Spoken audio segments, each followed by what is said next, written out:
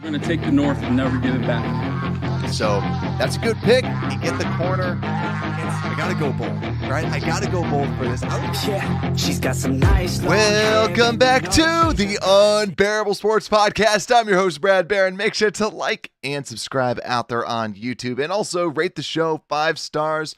We are live right after the Chicago Bears drop a pretty ugly loss over to the Houston Texans. Now, we all expected that the Bears weren't going to be winning this, right? I know some of y'all out there had the Bears potentially winning, but I feel like we all kind of, in our gut, kind of felt like we were going to lose this one or drop this one or something was going to happen.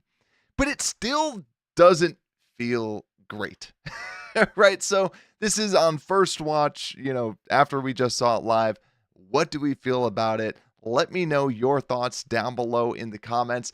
Do you feel good, right? Do you feel A, B, C, D? Like, tell me your thoughts about how this game went if you're watching out there on YouTube. Also, Shy Drax, my friend, what's going on? How are you feeling with this? Because, yeah, this was tough. This one was tough. And also, it's one of those things where when we watch games, I know a lot of times for me, I don't feel angry like I used to, or I don't blame the refs like I used to, like when I was younger and in high school and everything like that. But this game made me resort back to my high school ways of blaming refs and doing stuff like that, because exactly what our Dookies mentioned, punches are apparently acceptable. So yeah, that's the thing that really kind of threw me for a loop, and just something that didn't necessarily like out there too much. But at the end of the day, the Bears, we surpassed 150 yards, which for those that are out there on YouTube, the thumbnail, the show description, everything like that, I do beforehand. I do it at halftime at these night games just because I don't have a producer. I'm the producer. So I throw that there so I can watch the game and do all that. 205 yards, but also, I gotta say, 310 yards for the Houston Texans, and the amount of field goals that we held them to, that's at least something to be proud of. That's at least something to be happy about, if you can be happy about something with this.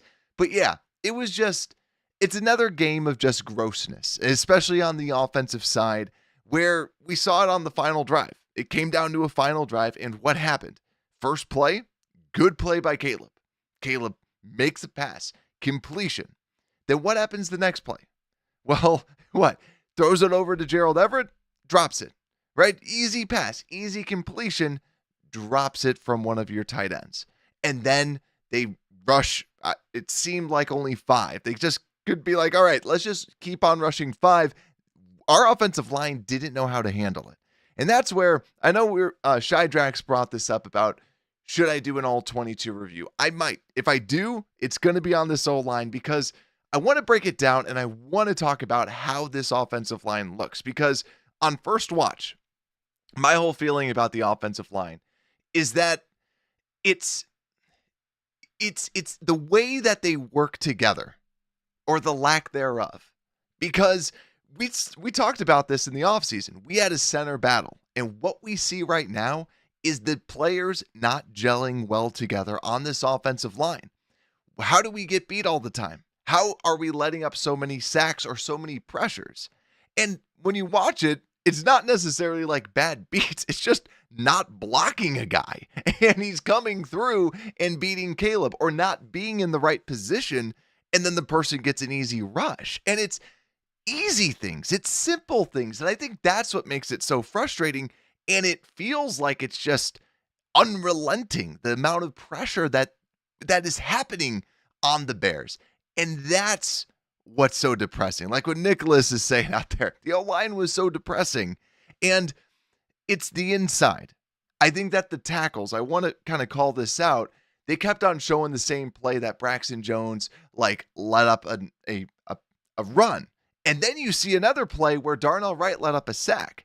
I feel like the tackles shouldn't get, yet again, first watch, we'll see what happens later. But on first watch, I don't think the tackles should deserve the amount of blame, because the interior looks like complete dog crap. Complete dog crap.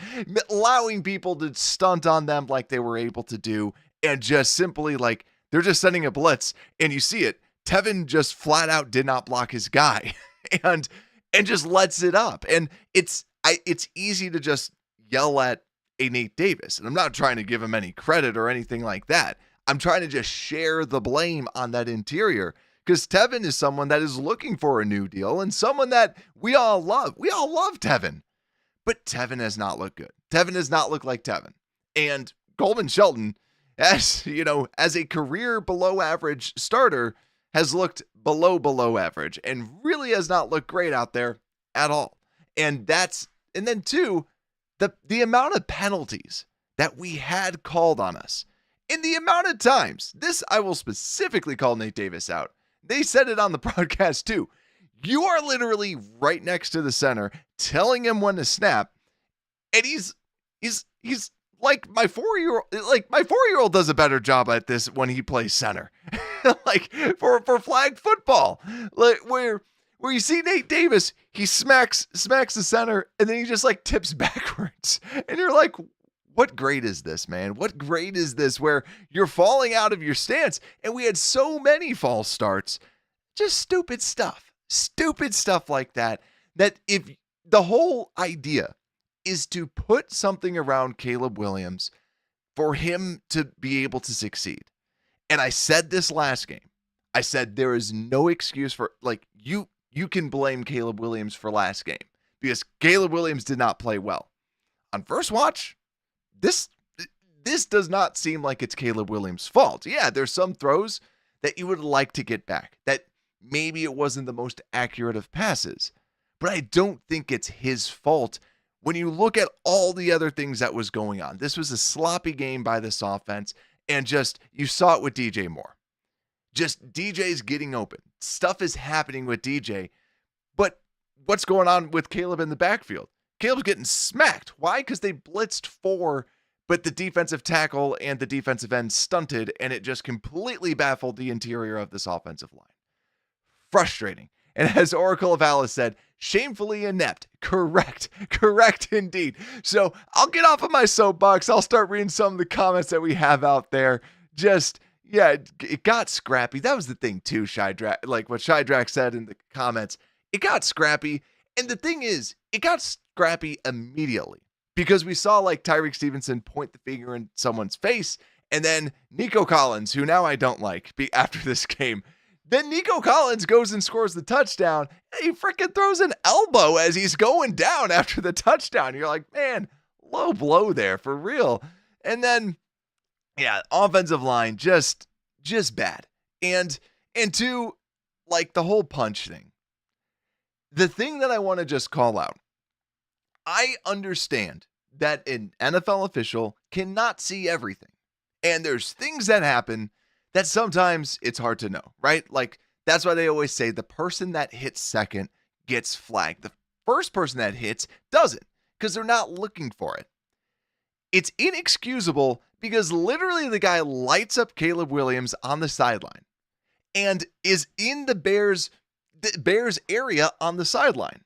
If you are an official, you are looking at the guy that jacked up Caleb in the Bears, the opposing team sideline, because you're probably like, oh, they probably don't like that, as everybody's swarming him. And you're telling me as soon as he gets up, he pops Roschon Johnson, who Roschon is just sitting there. And then after he pops him, he shoves Darnell Wright. Like, the dude chose violence. And he's just like trying to start a fight on the sideline, and yet don't throw anything. Nobody sees it when literally the guy popped Caleb. That's inexcusable because it's like, what are you looking at? Are you looking at all the other people running in? Who's not looking at the person that just smacked Caleb in the only Texan that is in the Bears sideline? And someone like had a screenshot of actually like, this guy saw it, but he didn't throw anything. Maybe he's short. I don't know. But just inexcusable things that happened out there. And yeah, I know if there's a Texans fan for some reason that's watching me rant about the Bears, yeah, there should have been a hip drop tackle as well. And it just felt like they weren't calling the big plays. They were calling like the finicky crap where you're just like, you didn't have to throw a flag there. Like there were so many penalties, but the penalties that they should have called, they didn't. And they just kind of called more of the ticky-tack stuff. Just a terribly official, like just the officials were bad this game. It was a gross game, just bad, not fun to watch. And I haven't even moved on to my next points. I'm still on the summary, but also Kyrie Fairbairn, congratulations on all your 50-yard kicks. I just wanted to throw that out there too. The guy was kicking like crazy and ultimately was the big reason why they ended up winning. And last little summary thing, before we even, we're already talking a lot about this game. The other summary piece that I want to just talk about is, my God, we need somebody to call in the challenges. Because we failed too, and they weren't even close. Like, why did we throw the challenge flag on those? And I know that one of them was Kyler Gordon saying, throw the flags. But everyone's emotional. We're emotional as fans watching the game. The players are emotional playing the game. Don't listen to them. Listen to the people that are literally paid to watch the challenges and call up Flus and be like, hey, Flus, throw the challenge flag. Make sure to throw that, please. And who's saying like, hey, yeah, we like, as soon as they put the replay on both of those plays, you heard the announcers go, wait, like, yeah, that's a catch. Yeah, that's a drop. Like, you saw it. Why are we throwing the challenge flag? But anyways, that's the summary of the game for so far. But let's see what y'all are saying out there. Yeah, just bad stuff all around. We got Matt, what's good, saying offensive line is trash. Yeah, that was bad. Shy Jack saying Shane Waldron gets his twin brother. I would actually flip it. I would say, like, I'm watching this and it's reminding me of Nagy's offense, not Getsy's. Because Nagy couldn't run the football, Getsy could. Like, the whole running game is just gross out there. Savon saying, poor Caleb, he cannot even breathe. Yeah, it was bad. And I think the thing too is Chris Morgan is a good coach. So what the heck is going on? Like, they're just stunts. Like, there's just little things like that they just need to learn how to get better together. Because Ryan Bates is on IR. We haven't even mentioned that. Ryan Bates is placed on IR. Short-term IR, so he's going to be gone for the next 4 weeks. But that's something that is big, is crucial. So let's see what else is out there. And let your vents out. Let me know what you think down in the comments. And then also, let's see, I'm Kingdom Come saying still early in the season. Let the rookie gel as the season goes on. That's like, I think the biggest thing for me is I liked what I saw out of Caleb, and I'll talk a little bit more about it in the offensive review. And then Savon saying, I saw his face in the fourth quarter. Man is legit, about to break down. I don't blame him.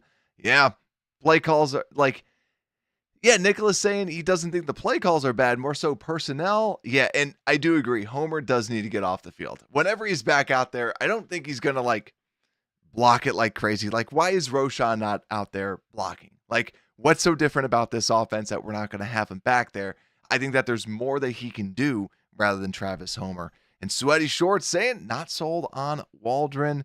Yeah, it's tough. It is tough. And also Oracle saying, not enough curls, though, for Matt Nagy. Yeah, Matt Nagy would be like, hey, yo, we got to throw more curls out of here for real. But let's talk a little bit about some of the inactives, because yet again, this is normally I don't highlight the inactives because, it's usually just bottom of the roster people. There's not a big deal about it, but I did want to highlight a couple things. So for one, Velus being as an inactive, that was a big thing because with Velus inactive, we were all excited. We were all amped up, and we'll talk about the special teams, but it was at least good to see like, okay, how are they going to discipline him for dropping that? Are they going to show something that they didn't like, right? Or are they going to kind of let him pass again? So I thought that this was honestly a good step in the right direction to just kind of lay down the hammer and say, listen, that's not acceptable. And you have one job. Do it. Like, you have this one thing and we want you to kick return, but you dropped it. But also the big inactives too, Keenan Allen Keenan Allen was the big one. That was the big thing that, okay, you're not going to have your veteran wide receiver, somebody that we were kind of hoping on, but we know that he has been often injured. that was something that was a little unfortunate to see out there. And I do agree out there in the comments, we did miss Keenan Allen today, because let's get into the offense. And something that I found very interesting was you saw how without Keenan, who was the number 3 wide receiver? Well, just a quick little glance at the stats easily showed that the number 3 wide receiver out there was DeAndre Carter. DeAndre Carter targeted 4 times, but he was targeted 4 times early on, 3 catches for 32 yards. But something I did like to see out there was Cole Kmet getting targeted 5 times, then getting jacked up in the face, unfortunately, and hopefully he's okay, because, I don't know, that's just like, that was like the icing on the cake, right, everyone? Like, we were already pissed off about the refs, and then that happens, and Cole Kmet, the fan favorite on this show, just gets lit up like, just frustrating. That was the the crappy cherry on the crap sandwich of a game that we just watched with all of that. But ultimately, DeAndre Carter, 3 catches on those 4 targets. But then DJ Moore, 6 receptions, 53 yards on 10 targets. And you clearly saw the frustration. Clearly saw it. I'm curious, what do you think? Do you think he was more frustrated at just the offense being inept? Or do you think it was actually frustration at Caleb? Because I think overall, I felt like maybe a little bit, right? Obviously, if the ball's not getting to you, you're frustrated at whoever throws the ball. But I think it was more of a general frustration as to every time that I turn around, this dude's getting jacked up. He's just like, Caleb's on the ground, ball's 10 feet, or, like 10 feet in front of me. This stinks, right? That's my feeling of it. But also, Shy Drax, I appreciate that, saying hit the like button, people. Yeah, it helps out the show tremendously. I definitely appreciate it. I appreciate y'all sticking on too, because it's 11:08 right now. But let's talk a little bit about Caleb Williams, okay? Because let's talk the running game, and then let's talk Caleb Williams. Because Caleb Williams, I have some positive stuff to talk about with Caleb Williams, all things considered. So the big thing, let's talk about the rushing game, where Caleb Williams was your leading rusher with 5 carries for 44 yards. And DeAndre Swift had 14 carries for 18 yards. Now, this is a run defense that, going into it, people were saying you could take advantage of. And we talked about this with Jonathan Taylor only averaging 3 yards a carry coming into this. But we saw what the Indianapolis Colts could do against the Packers. It didn't look pretty. Their offense looked very, very inept. This was just bad. And I don't know what it is about DeAndre Swift. The dude does not want to run in between the tackles. And maybe it's because of the ineptitude of the offensive line, because the offensive line strongly dictates what the running back does. My feeling, put in Khalil Herbert more. He doesn't have to start. I'm not calling for him to start because that would be way too hot of a take. Put in Khalil Herbert more. Whenever, like in the real world, if someone is not living up to your expectations or is not working to your expectations, if there is somebody that works in the same role that they do and is doing a better job, then they go, oh crap, that's what that looks like. I've been in this situation where back when I was not a senior level person, there was someone who was senior level, and they said, and that senior level person was not doing their job up to standards. And I was basically doing my job at a senior level. And what their manager said is, look how Brad does his job. Look at that. Do it like that. Put in Khalil Herbert. See how Khalil Herbert does. Give him more carries. Have him run the ball more. Because what's going to happen, right? The offensive line isn't blocking already. Everyone's already going after Caleb Williams. Have Khalil Herbert try and run it, because this is something that's so frustrating, because you spent all this money on a running back that only has had okay success, below average success, behind the best offensive lines. You spent the money on this guy. Try to light a fire underneath them. Show him what other people can do in this offense. So that, to me, it's very, very, very big. That's something that I want to see overall. So that's my whole piece about it. Little frustrated about it overall, but yeah, just did not do anything. And try something else. Try something different. Because I guarantee you when I look at where we were running the ball, I guarantee you Swift, when we do the whole analytics breakdown, Swift is probably going to have, yet again, one of the worst efficiency numbers out there. You're going to see it. He was not efficient. And you're also going to see him busting out to the outside a whole bunch. Also, Bobby P, thank you so much with the super chat. I appreciate that so much, my friend, saying we lost a game that we weren't supposed to win by only 6 points. First that, all the mistakes, no running game, porous O-line, only 6 points, not tripping at all. You know what? Bobby's out here speaking optimism and speaking hope into all of us. And I like that. I love that. I love that because you made phenomenal points. Also, thank you so much for the $10 super chat. I greatly appreciate that. But also, the logic that you put in this as well is even better because that makes a lot of sense, right? We're talking about all these negative things.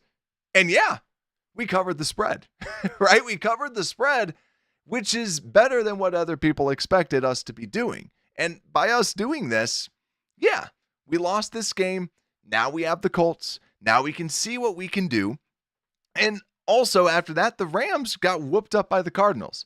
Let's take one of these games. And as we've mentioned, if we can take one of these games, we're still on track to potentially make the playoffs, to still have that winning record. So very, very good points and actually a perfect segue into now flipping over to the good.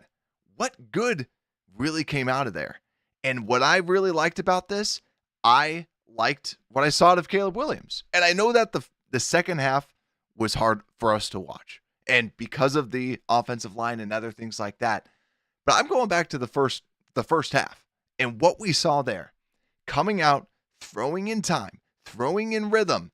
Something that we did not see week one. We saw him running the offense. And, they said it on the broadcast too. This isn't him making these gigantic plays. He's not out there scrambling and throwing for like crazy plays. He was doing that in the second half because the offensive line decided not to block. But in the first half, what you saw was a quarterback. What you saw was something that we never got out of Justin Fields. We never did. So what you saw in the first half, cling on to that. See what we were able to do. Try and get and then if we can, yet again, the offensive line, I think it's more coaching issues that we saw out there. Just them not playing together, them not identifying what was going to happen, how to switch off, just things that you can coach and teach and do. So that's something that to me, I feel like you can get better at this. You can make this better. And you do look at this, sacked 7 times, not pretty. 23 of 37 for 174 yards. Not terrible, not great. 2 interceptions, kind of some missed throws. But I still say what we saw in the first half was very, very promising for what can come with this offense. So that's how we can kind of turn this with some of this optimism because, and also too, I still like what I saw out of Darnell Wright. Like, for real, I liked what I saw out of Darnell Wright.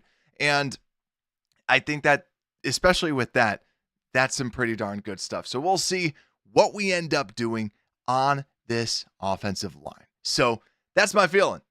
But let's get into this and let's flip over to the defensive side of the football. Like I said, CJ Stroud, when you look at his numbers, 260 passing yards, yet again, someone who led the league in passing yards per game last season. Then on the ground, Bears defense showed up. Cam Akers had led the way with 7 carries for 32 yards, averaged 4.6 yards a carry. But Joe Mixon, 9 carries for only 25 yards. Another big stat, Cam Akers did have that big 13-yard gain. So that was something that went out there. But then Dare Ogunbowale, 2 carries for 3 yards. And then on the Houston receiving side, Nico Collins just ate us up. 8 receptions for 135 yards, 1 touchdown on 10 targets. And really you saw this, they were targeting Tyreek Stevenson. And Stevenson had a good game last week, but also this is what you do when Jalen Johnson's out there. And yet again, I don't know exactly the stats that Jalen Johnson had. We'll probably talk about it tomorrow or Tuesday. But Jalen Johnson, yet again, you didn't really hear much from him. And that's good. He's not going to be targeted. They're going to be targeting everybody else but Jalen. So it's nice to see, just from this, that he's still just this lockdown player that's still playing at a high level. Then also when we flip over to the defensive side of the ball, we saw Jack Sanborn get his sack. We saw Javon Dexter get his sack. We saw Tremaine Edmonds get his sack. We saw a little bit more of those blitzes out there. But also, this was another week that I felt good about the defensive line with generating pressure. This was a good offensive line you were going against. And what I felt good about with this, it felt like the defensive line wasn't a fluke. Like it wasn't just bad Will Levis. It wasn't just those things. That was something that I liked seeing and just kind of confirming in my mind. Okay, Javon can really rush the passer. He looked good. But then also, I got to give another shout out to Andrew Billings. Not just because of that forced fumble, but man, Billings just is such a good player. He's stopping the run. He's getting in there. Like everything. Andrew Billings is doing everything that you could ask of a big player. And honestly, he's becoming one of my favorite players. He's now the dark horse to win the show's favorite player at the end of the year awards, because the dude, not just the Brent Durbin award that we've talked about. I'm talking about the favorite player, because Andrew Billings has just played so well. And he's just a dog in the middle. And I think he makes this interior of the line really go. But also another person that makes this interior go, DeMarcus Walker again. I thought that there was a handful of plays where he's beating his guy on the inside, and he looks like a better player than he was last year by miles. So all this to say, just very, very good stuff.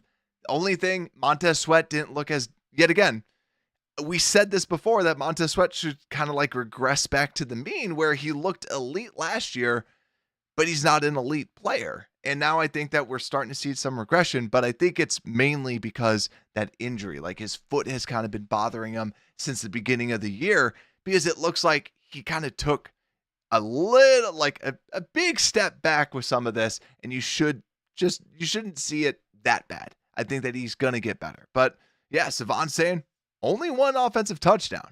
Very good stuff. Very good stuff, especially when the offense turns the ball over twice. 2 interceptions from the offense, and they were able to do this. It was good. It was a very good defensive performance overall. And yeah, Shadrack saying our defense feels like they can defend any team. And especially when you see the Houston Texans want to run the football and being able to stop them to 3.4 yards a carry, very good.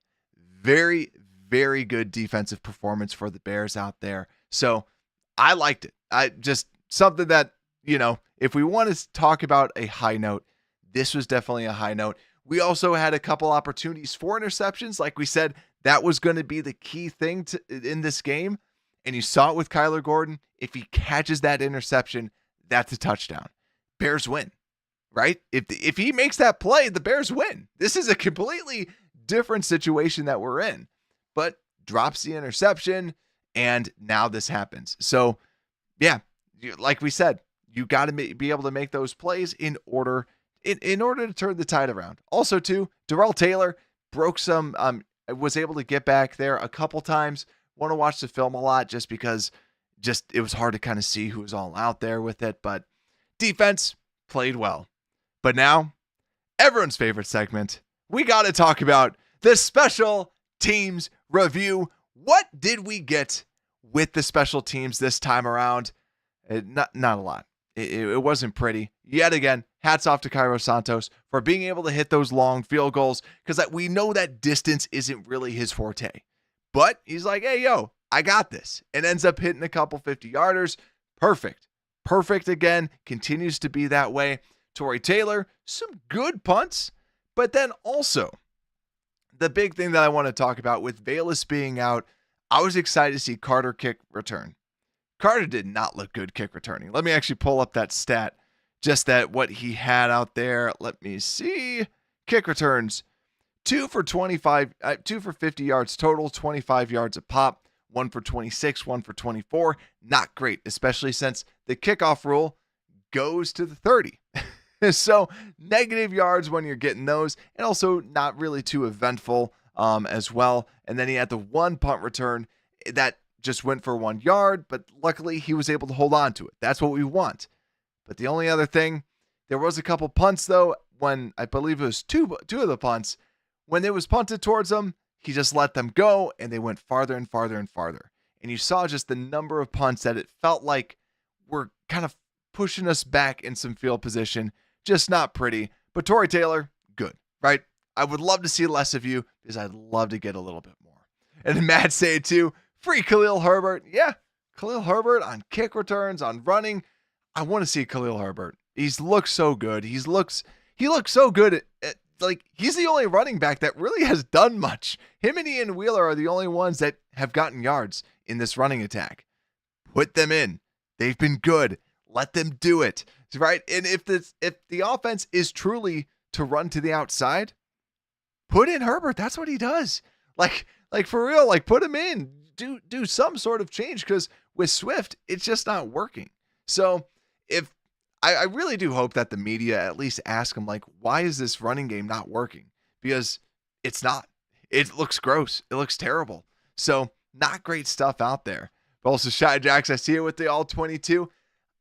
I might do it with the offensive line. It's hard because I don't want it to be just like a negative video, but I also want to talk about the offensive line because I want to break it down. I want to highlight certain things like that, just because like the true, like, okay, who messed up on these plays? Because that to me is huge. Like, where is this pressure coming from? Because like it just feels like it was just nonstop in that second half. So yeah, but overall, and then I guess the only other thing that I'll say is Blackwell made a good tackle. He made a very good tackle. So let's talk about most valuable Bear. After this, where not a lot happened, let's break this down. Let me know down below. This is the time that everyone's been waiting for. Who is your most valuable Bear for this game? Who are you giving the game ball to? You know, yes, we give game balls to even when we lose. Who's your most valuable Bear? Because I think I have mine. I think I got mine because, let me see. I think I got mine because I talked a little bit about this guy. Oh, man, there's a couple. Shy Drax saying DJ Moore. That's a good one. DJ Moore for sure.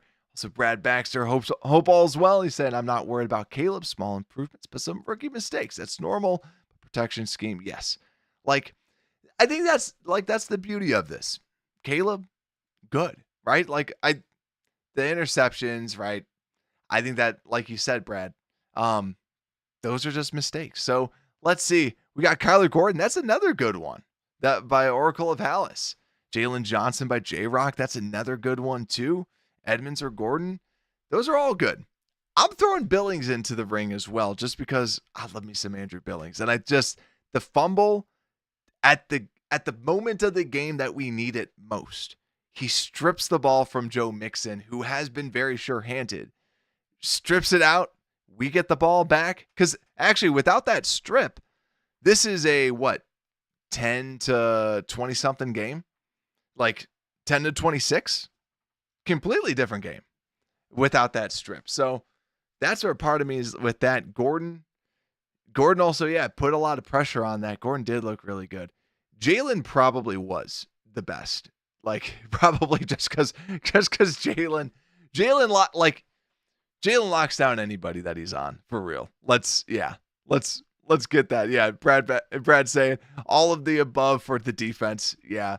I don't want to give it, like, DJ was getting open. That's the only other thing is, like, on offense, DJ's the only one that really gets it. But because he was pouting, that's the only reason why not. Like, you know, he was sad. He was frustrated. I get it. We were all sad and frustrated. But yeah, defense. Kyler did have a good game. He was getting beat a couple times, but also, Jaquan Brisker got one of the highest honors. One of my friends who's a Packer fan said, he's like, whoever that number 9 is, he's really good. He's been making a million plays out there. So yeah, Jalen, absolutely elite. I feel like I don't want to give it to Jalen just because he's doing elite stuff out there. And since we're not watching the all 22, it's like, but yeah, I could feel like he probably did something. Kyler. I'm going to give it to Billings just because of the strip. That's mine, right? I know that I don't see too much out there, but like I'm going to give it to Billings just because that strip was so key. That was a clutch moment. And throughout the game, I felt like he was constantly just like causing a havoc and doing all the unsung stuff on that line. So I'm going to give it to Billings. It's not as sexy as like Kyler Gordon. But Kyler to me was second. I think like that was my thing is those two were really like kind of like how last week we had two. I think that it's Kyler and Billings are those two people. So yeah, tough loss, but don't worry. We have you covered for even more Bears coverage. We will definitely be going through that data deep dive. Heard some awesome stuff with that. So we'll do exactly what we did either on Monday or Tuesday. I still want to see when I want to do it because ESPN analytics and other analytics come out on Tuesday. So I might just kind of make it a Tuesday thing. We'll see, but you already know. I'll have you covered with it. So like and subscribe, and we'll go through the analytics and figure out what was going on with the Bears, but also I'll see if I can kind of get some of the tape together for y'all. Not going to promise it, but we'll see. But also make sure to like and subscribe if you're out there. Rate 5 stars everywhere that you get your podcast. And with that, have a fantastic night. Have a great work week. And with that Unbearable Sports Podcast, we are out.